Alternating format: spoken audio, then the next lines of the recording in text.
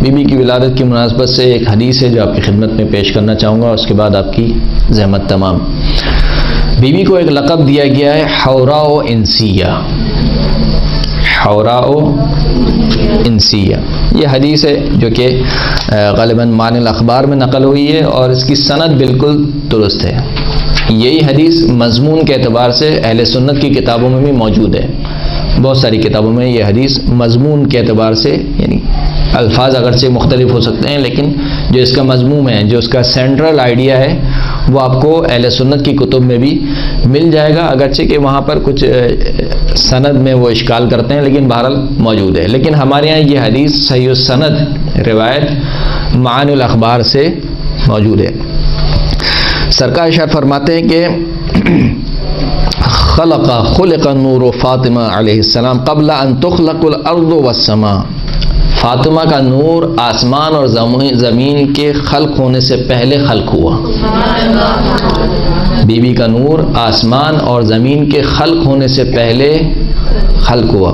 یہ حدیث جو میں آپ کی خدمت میں بیان کر رہا ہوں، اس میں یہ دیکھیے کہ بی بی کی ولادت کا اہتمام کس طریقے سے کیا گیا اور کتنے مرحلوں پر بی بی کی جو ولادت ہے یا بی بی کا جو وجود ہے وہ کس طریقے سے تکوین پایا ہے۔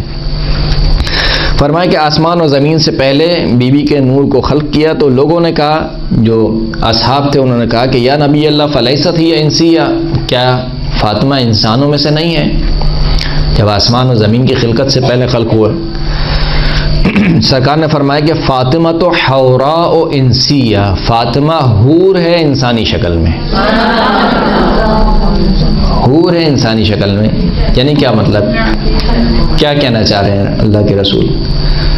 بھائی دو وجود ہیں، یا ہمارے سامنے جو بیٹھی ہوئی ہیں سب انسان ہیں، یہ جو ہمیں نظر نہیں آ رہی ہیں وہ حور ہیں، حور اور انسان۔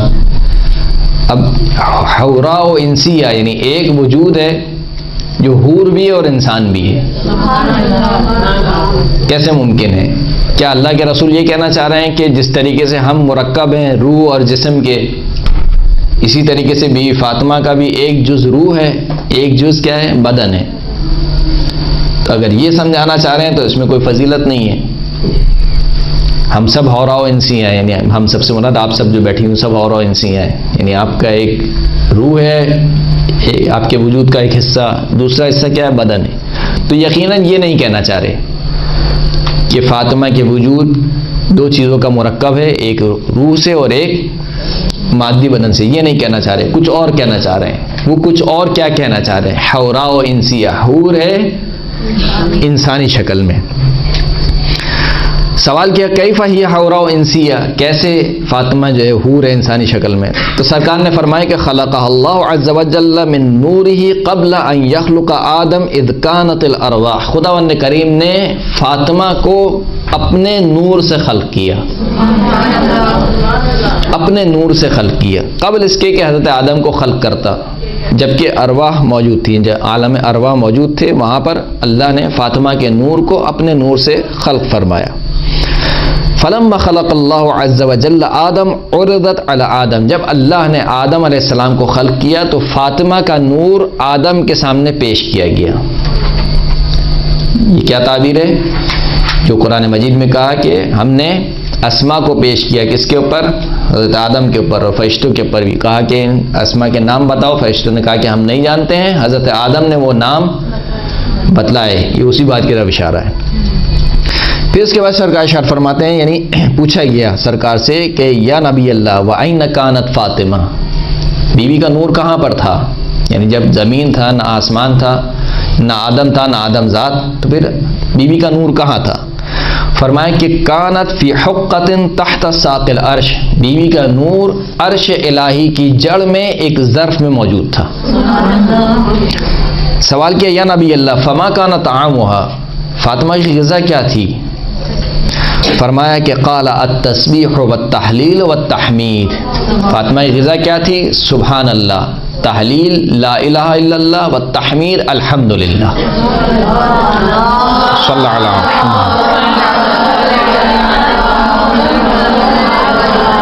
اب اس روایت کا ہر جملہ غور طلب ہے، دقت طلب ہے. یہ فاطمہ کی غذا کیا ہے؟ تسبیح، تحلیل اور تحمید، یہ فاطمہ کی غذا ہے.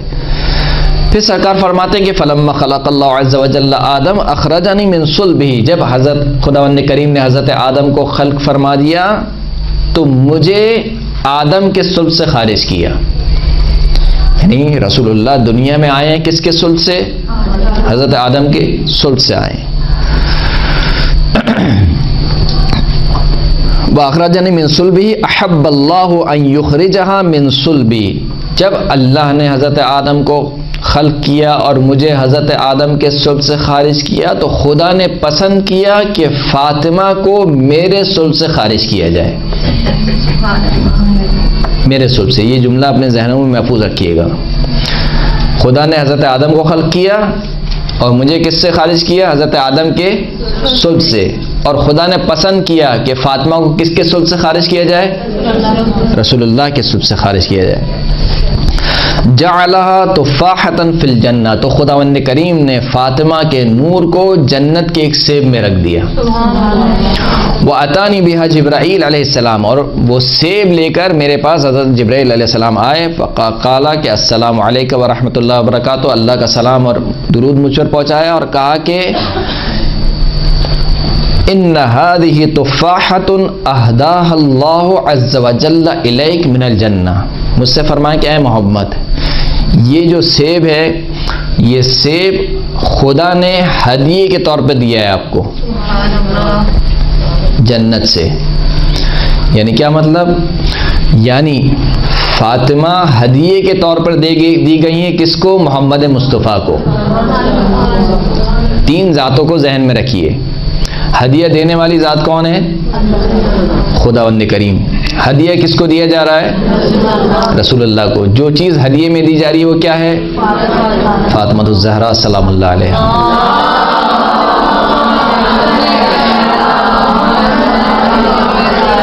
آپ اور ہم جب کسی کو ہدیہ دیتے ہیں تو 2 باتوں کا خیال رکھتے ہیں. ایک تو یہ کہ سامنے والے کی شان کو دیکھتے ہیں کہ ایسا نہ ہو کہ ہدیہ اس کی شان کے مطابق نہ ہو. جتنا بڑا آدمی ہوتا ہے ہم چاہتے ہیں کہ اتنا ہی اچھا ہدیہ اس کو پیش کیا جائے. دوسرا یہ دیکھتے ہیں کہ اپنی حیثیت کو بھی دیکھتے ہیں، ایسا نہ ہو کہ چادر سے پاؤں جو ہے وہ چادر سے باہر نکل جائیں. لہذا اگر سامنے والی ذات جس کو آپ ہدیہ دینا چاہتے ہیں اگر وہ کوئی بہت بڑی شخصیت ہو تو آپ کیا چاہتے ہیں کہ اپنی حیثیت کے مطابق جتنا اچھے سے اچھا تحفہ ہو سکتا ہے آپ اس کو دیتے ہیں. درست ہے. اب خداوند کریم کیا ارشاد فرما رہا ہے کہ وَوَهَبْنَا لَهُ إِسْحَاقَ وَيَعْقُوبَ، ہم نے ابراہیم کو اسحاق اور یعقوب ہدیے میں دیے، تحفے میں دیے. وہابہ کا مطلب ہوتا ہے تحفہ، ہدیہ. ہم نے ہدیے میں دیے کس کو؟ ابراہیم کو. کیا دیے ہدیے میں؟ اسحاق اور یعقوب. جب تحفہ دینے والی ذات خداوند کریم ہو، تحفہ لینے والی ذات ابراہیم خلیل اللہ ہو، تو پھر جو تحفہ دیا جاتا ہے وہ کیا دیا جاتا ہے؟ اسحاق اور یعقوب کی شکل میں دیا جاتا ہے. لیکن جب تحفہ دینے والی ذات رسول خداوند کریم کی ہو، تحفہ لینے والی ذات محمد مصطفیٰ کی ہو، تو پھر جو تحفہ دیا جاتا ہے وہ زمین پر نہیں دیا جاتا، محمد کو عرش کی سیر کرائی جاتی ہے. صلی اللہ علیہ محمد.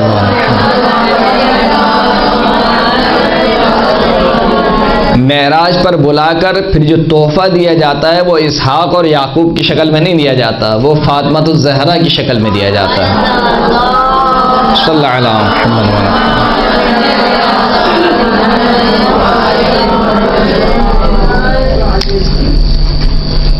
تو یہ تحفہ ہے جو بیوی کو دیا گیا. دیکھیں جو بیان ہو رہا ہے اس میں کوئی نعوذ باللہ کوئی مبالغہ آرائی نہیں ہے، کوئی خطابت نہیں ہے اس میں. یہ ایک حقیقت بیان ہو رہی ہے کہ عرش الہی کی سیر کرائی گئی معراج میں، وہاں پر ہدیہ دیا گیا. اب آپ اس پہلے والے فقرے کو سمجھیں جس کو میں نے کہا تھا کہ ذہن میں رکھیے گا. پہلا والا فقرہ کیا تھا کہ خدا نے حضرت آدم کو خلق کیا اور مجھے آدم کے صلب سے خارج کیا اور چاہا کہ فاطمہ کو میرے صلب سے خارج کیا جائے. آپ اور ہم جو اس دنیا میں آئے ہیں صلبوں سے ہوتے ہوئے آ رہے ہیں.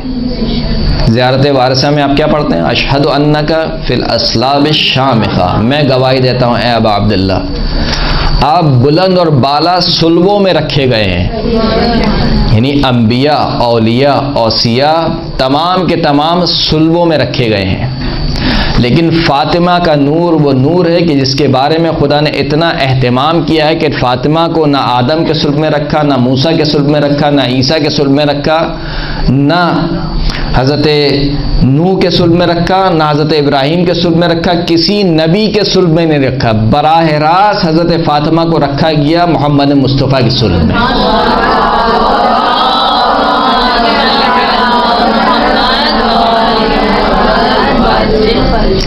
اہتمام کیا جا رہا ہے، کس کا اہتمام کیا جا رہا ہے؟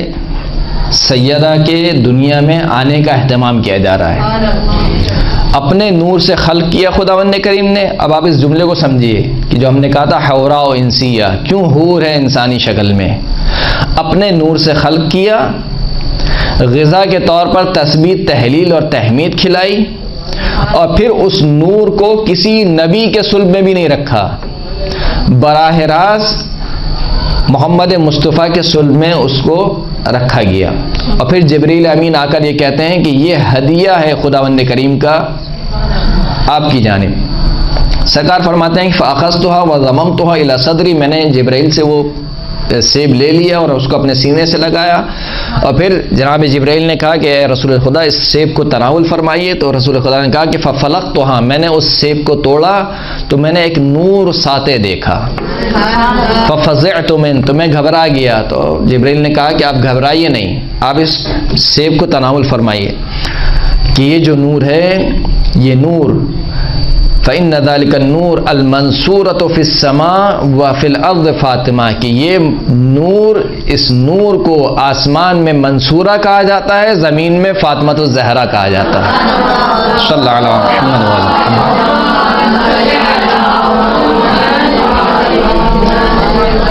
اسی مضمون کی روایت اہل سنت کی کتاب میں ہی پائی جاتی ہے، جسے حیثمی نے اپنی کتاب میں نقل کیا ہے کہ وہاں پر جب سوال کیا رسول خدا نے، دیکھا کہ بیوی کے بوسے دے رہے ہیں، تو کہا کہ یا رسول اللہ میں آپ کو دیکھ رہی ہوں، انی کنت اراک تفعل بها شیئا لم تفعل بها من قبل، آج فاطمہ کے ساتھ آپ وہ کام کر رہے ہیں جو آپ نے آج سے پہلے کبھی نہیں کیا۔ تو سرکار نے بیان کیا کہ مجھے عرش الہی کی جب سیر کرائی گئی، معراج پہ بلایا گیا، چوتھے آسمان پر میں پہنچا تو وہاں پر میں نے ایک درخت دیکھا، اس درخت سے حسین درخت میں نے نہیں دیکھا، حسین درخت میں نے نہیں دیکھا۔ اگر آپ اور میں کہیں نا کہ میں نے اس سے زیادہ حسین نہیں دیکھا تو کیا سمجھ میں آئے گا؟ کہ شاید کوئی ہوگا لیکن ہم نے نہیں دیکھا۔ اگر میں کہوں کہ میں نے اس سے اچھا پھول نہیں دیکھا، اس کا مطلب کیا ہے کہ ہوگا لیکن میں نے نہیں دیکھا۔ لیکن جب کہنے والی ذات کون ہو کہ لولاک لما خلقت الافلاک، جس کے سامنے زمین اور آسمان خلق ہوئے ہوں، جب وہ کہے کہ میں نے نہیں دیکھا، اس کا مطلب ہے تھا ہی نہیں، تھا ہی نہیں، کہا اس سے اچھا میں نے درخت نہیں دیکھا۔ اس درخت کے پھل میں سے کہا کہ مجھے اس درخت کا پھل یعنی جو سیب تھا، کہا کہ یہ تناول فرمائیے، تو میں نے اس درخت کے پھل کو تناول کیا اور اس سے وہ نور میرے صلب میں منتقل ہو گیا۔ جب نور میرے صلب میں منتقل ہو گیا اور میں زمین پر آیا، اور پھر اس کے بعد وہ نور مادہ حیات میں تبدیل ہوا، اور پھر وہ نور فاطمہ کی شکل میں اس دنیا میں آیا۔ پھر اس روایت کا تتمہ کیا ہے؟ فَإِذَا أَنَا اشْتَقْتُ إِلَى رَائِحَةِ الْجَنَّةِ شَمَمْتُ رِيحَ فاطمہ، جب بھی مجھے جنت کا اشتیاق ہوتا ہے میں فاطمہ کی خوشبو سونگھتا ہوں۔ دیکھیں یہ روایت مذاق نہیں ہے، مبالغہ آرائی نہیں ہے یہ۔ آپ کہیں کہ بیٹی کی محبت میں بہک گئے، نعوذ باللہ، ایسا نہیں ہے، ورنہ اگر ایسا ہوتا تو بیٹیاں تو مسلمانوں کے مطابق 3 اور بھی تھیں، ان کے متعلق کیوں نہیں کہا یہ؟ رسول خدا اللہ کے رسول ہیں، وہ ہماری طرح جذبات میں نہیں آتے ہیں۔ جب ہماری مائیں جذبات میں آتی ہیں تو ان کا بچہ چاند کا ٹکڑا ہو جاتا ہے، اور جب وہ جذبات پھکرتے ہیں تو کہتی ہیں کاش تو پیدا ہی نہ ہوا ہوتا۔ یعنی ایک پل میں ہم کہاں چڑھاتے ہیں اور ایک پل میں کہاں گراتے ہیں۔ نعوذ باللہ وہ اللہ کے رسول ہماری طرح جذباتی نہیں ہیں کہ جذبات میں آ گئے تو فاطمہ کو پتہ نہیں نعوذ باللہ کہاں کہاں چڑھا دیا اور کیا کیا بیان کر دیا، ایسا نہیں ہے۔ اللہ کے رسول جو کچھ کہتے ہیں وہ کیا ہوتا ہے بھائی؟ یہ الہی کا پیرا بیٹھا ہوا ہے۔ تو یہ روایتیں کیا سمجھانا چاہ رہی ہیں ہمیں، اور کیا ان سے ہم سمجھ رہے ہیں کہ فاطمہ کے نور کو اللہ نے خلق کیا، پھر اس نور کی جو غذا ہے تسبیح تحلیل اور تحمید کو رکھا، پھر اس نور کو جنت کے ایک درخت میں رکھا، پھر اس نور کو براہ راست منتقل کیا گیا حضور کے صلب مبارک میں۔ اور پھر کچھ روایتیں یہ کہتی ہیں کہ 40 دن تک رسول اللہ کو منع فرمایا گیا، 40 دن تک آپ خلوت کریں گے، 40 دن تک آپ دوری اختیار کریں گے جناب خدیجہ سے۔ غار حرا میں جاتے تھے، عبادت کرتے تھے، جناب خدیجہ ان کے لیے افطار کا سامان تیار کرتی تھیں، اور ایک عورت ذات ہو کر، اگر آپ نے نہیں دیکھا خداوند کریم آپ کو زیارت نصیب کرے، غار حرا کی، وہ غار پر چڑھ کر جانا، غار پر چڑھ کے جا کر ان کو افطار دیا کرتی تھی، یا بسا اوقات مولا کائنات لے کر جایا کرتے تھے۔ تو 40 دن تک دوری اختیار کروائی گئی، کس کو؟ رسول خدا کو۔ رسول خدا کون ہے؟ جن سے پاک ترین نفس کوئی ہے ہی نہیں ہے اس کائنات میں کوئی۔ اشرف مخلوقات یعنی تمام مخلوقات میں پاک ترین نفس رسول خدا کا ہے، اس کے باوجود کہا کہ نہیں محمد 40 دن تک دوری اختیار کرو، 40 دن تک روزے رکھو۔ 40واں دن پھر دوبارہ روایت کہتی ہے کہ جنت سے ایک تش لایا گیا، وہ تش لا کر رسول خدا کی خدمت میں پیش کیا گیا اور کہا گیا کہ یہ جو افطار ہے یہ فقط آپ کے لیے ہے، آپ کے علاوہ دیگر پر یہ افطار حرام ہے۔ کہا کہ کیا ہے یہ؟ کہا کہ یہ جنت کے پھل ہیں، یہ جنت کے پھل کھائیے۔ اللہ کے رسول نے جنت کے پھل کھائے، اور پھر اللہ کے رسول نماز پڑھنا چاہتے تھے تو منع فرما دیا، کہا نہیں یہ نماز کا وقت نہیں ہے، اب آپ جائیے جناب خدیجہ کے پاس۔